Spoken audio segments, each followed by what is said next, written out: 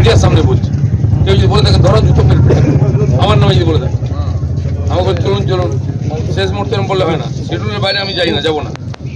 যা বলবে শিডিউল আমি সেটা করবো, এসব চলতে পারে না।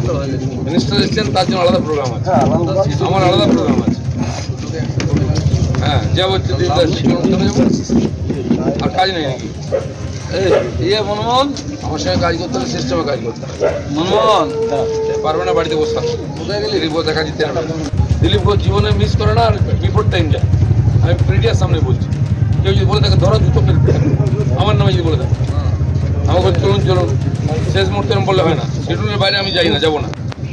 যা বলবে শিডিউল আমি সেটা করবো, এসব চলতে পারে না। মিনিস্টার এসছেন, তার জন্য আলাদা প্রোগ্রাম আছে, আমার আলাদা প্রোগ্রাম আছে।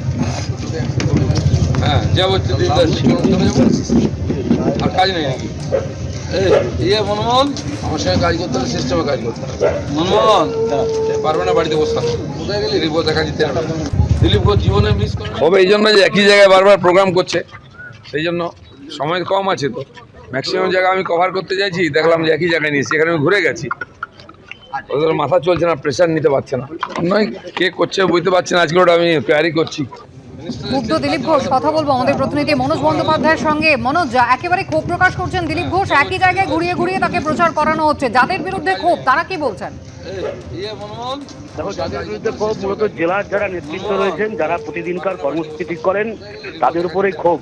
স্বাভাবিকভাবেই তারা দিলীপ ঘোষের সামনে সংবাদ মাধ্যমের সামনে কিছু বলতে চায়নি, কিন্তু দিলীপ ঘোষ যে বক্তব্য যা দিয়েছে আজকে চা চক্রে, তিনি বলছেন যে শিডিউল একই জায়গায় কে করছে, কারা করছে, এটা এনকোয়ারি করে দেখতে হবে।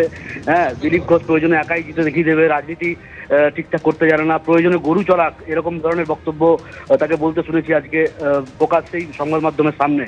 সুতরাং স্বভাবতই ক্ষুব্ধ দিলীপ ঘোষ তার দলের জেলা নেতৃত্বের ওপর। এই জায়গাতেই তিনি গত কয়েকদিন আগেও তিনি চা চক্র এবং প্রাতঃভ্রমণ করেছিলেন, সেই একই জায়গাতে আজকে আবার তাকে কর্মসূচি দেওয়া হয়েছে। সেই জন্যই তার ক্ষোভ, যেটা তার সাথে আমরা কথাও বলেছিলাম এই চা চক্রের পরে। তিনি দেখো সংবাদ মাধ্যমের সামনে জানিয়েওছেন যে দলের কারা এটা করছে সে ব্যাপারে এনকোয়ারি করে দেখা হবে, খোঁজ নেওয়া হচ্ছে। অর্থাৎ দলের লোকের বিরুদ্ধেই তিনি খোঁজ নেবেন যে কারা এই ধরনের কর্মসূচি করছে, এবং সেটাই প্রকাশ্যে কিন্তু সবার সামনে সংবাদ মাধ্যমের সামনে দলীয় নেতৃত্বকে তিনি আজকে আপাতমস্তক ঝেড়েছেন এই কর্মসূচির জন্য। এমনটাই দেখা গেল তার আজকে সকালবেলায় শুরুতেই, সারাদিনের শুরুতেই যে কর্মসূচি, সেই কর্মসূচিতে। মনোজ, ধন্যবাদ।